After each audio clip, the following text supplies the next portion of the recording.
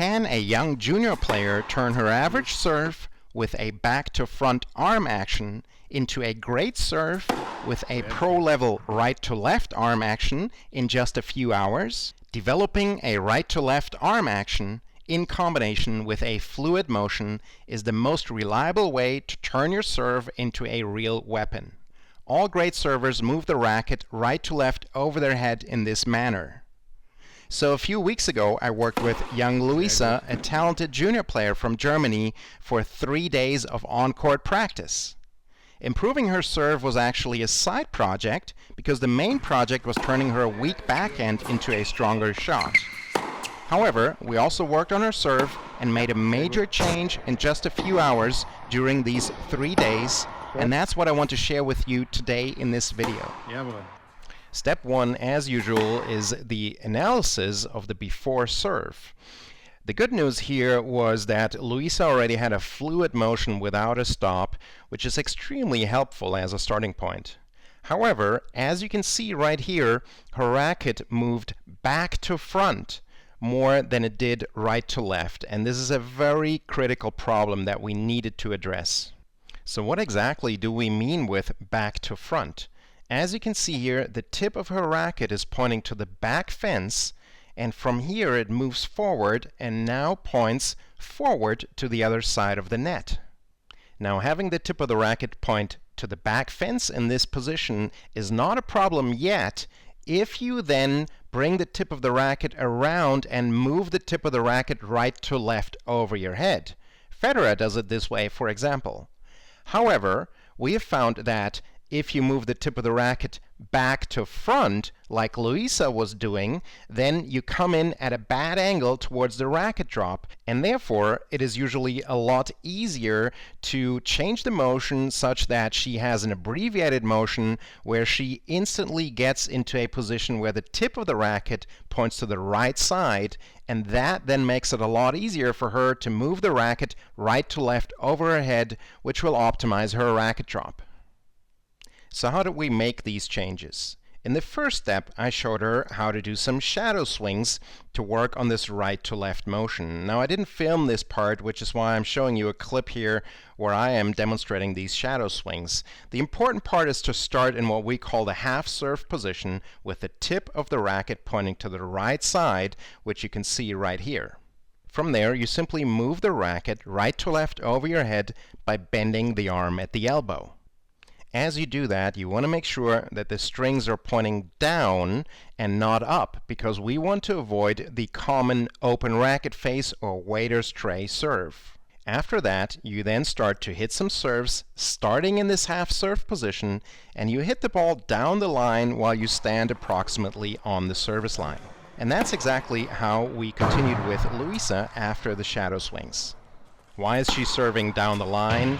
We don't want her to focus on the result of her serve at this stage. The key is to be able to really focus on the mechanics and on moving the racket right to left over her head. Now, another thing you can see here is that she has slid up on the grip, so she has what we would call a half grip at the moment, which makes it a little bit easier to manage the racket and execute this new movement. So she continues with a bunch of repetitions, and as you can see, it still varies. Sometimes the toss is too high, sometimes it is too low, as it was here. But my goal now at this stage is for her to reach what we call the effortless power moment, where she feels that if she executes the new technique correctly, that she has significantly more power than she had with her old technique. After that, she simply moves back a little bit, which increases the distance and makes it a little bit more challenging, so we increase the difficulty level step by step. After this started to work quite well consistently, I then also had her focus on finishing with what we call arm over arm, which you can see right here. She keeps the left arm tucked into her stomach and finishes with a letter X with her arms, or arm over arm, and this helps her avoid over rotation, which was a pattern that she previously had with her old technique. So that was the end of the first session on day 1, and now we are on day 2, the second session, and as you can see here, I have her start close to the service line again, hitting down the line, so we're actually going back a stage And the goal now is, though, to move through the progressions much quicker, because she already put in repetitions yesterday, and it should start to become more automatic. And you can see here, relatively quickly, I moved her back closer to the baseline. She's still starting in that half serve position, hitting down the line, and as you can see, now she's all the way at the baseline and hitting down the line with this technique. Now I'm giving her only very few minor corrections here throughout the process. She only has to focus on two things at this point, starting in this half position with the tip pointing to the right and finishing with a letter X. Now, this is partly caused by the fact that she's quite talented, and changing her technique to go right to left from that half serve position came relatively easy to her. Now it's time to hit crosscourt into the service box, and what's interesting is, you know, everything changes now in the mind of a player, because now they're starting to judge themselves a lot more, where in reality the difference between the serve down the line and crosscourt is very minimal. It's only a few degrees of racket angle at contact. The tennis court is less than 19 degrees wide, and here I'm trying to explain to her that the difference is very minimal. So one drill we do now is she has to serve one down the line and then one crosscourt, and the idea is really to imagine doing almost exactly the same thing, and only at the last minute does she change the angle of the racket face. Most players try to do something totally different when they then hit crosscourt into the service box. After that worked reasonably well, we still had to put the entire serve together, because of course I didn't want her to start in that half serve position forever. And that, again, we break down into stages. So here you can see what we did next. I had her start in the ready position. Now she goes into that half serve position and slightly pauses there.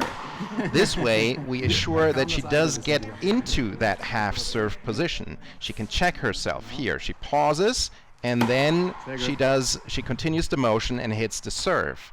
Interesting part here is that pausing in that half serve position really doesn't lose a lot of racket head speed, whereas if you pause in the so-called trophy pose, you do lose significant racket head speed. Okay. In the next stage, I then had her hit one where she slightly pauses, as you can see here, and then the next one, she tries to do it without the pause. And as you can see here, it's working quite well. Again, being young and quite talented helps, but everybody can do this. We do this with club players every single day. The process takes a little bit longer, to be honest, than it did for Luisa, but it works. So at this point we had a fluid motion with a right to left arm action. As you can hear, very good pop on her serve. And then all we had to do was move her back to the baseline, which we did step by step.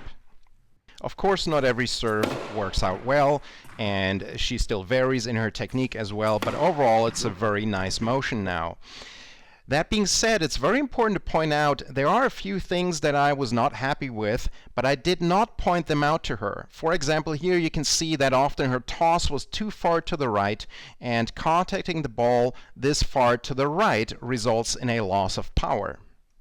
Another element I'm not 100% happy with yet is at the end of her right to left motion. As you can see here, the tip of her racket points too much forward to the other side of the net and should point a little bit more to the left, approximately to the left net post, which you'll see with all great servers. As I show you what it should look like here with OTI Director of Coaching Greg Lesur, who has a great serve, I want to explain why I did not mention these elements to her.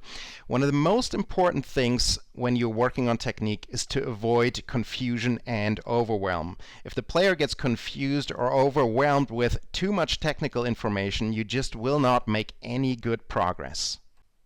And that's why we find it is so critical to identify only the one or two big leverage points in your individual technique to fix right now so that you can then hit the ball better quickly. And at a later point, you can then go ahead and work on the next elements. Identifying these one or two big leverage points at any given moment is certainly the most challenging task for any technical coach, and for that you need to have a lot of knowledge as well as a lot of experience. Super. Right now, we have a special trial of our OTI Digital Coach available for you. It not only gives you access to all our video courses and modules, but you will also receive your own personalized video analysis from one of our OTI certified instructors. Simply send us a video of the stroke of your choice during your trial, and you will receive a voiceover video analysis with laser-focused feedback on how you can transform that stroke into a real weapon. Simply click the link inside or below this video for all the details.